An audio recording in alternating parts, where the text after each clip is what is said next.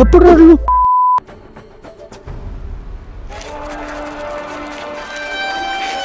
எப்படி நீங்க அதை பாத்தீங்களா?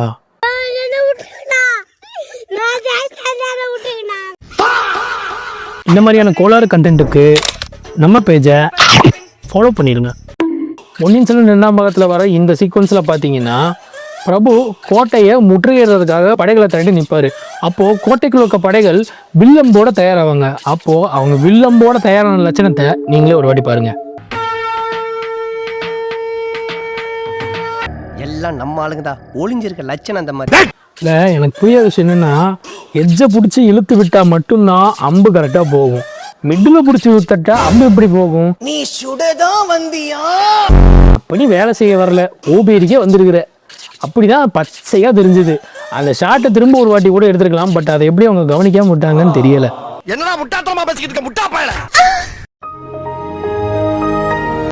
போங்கடி.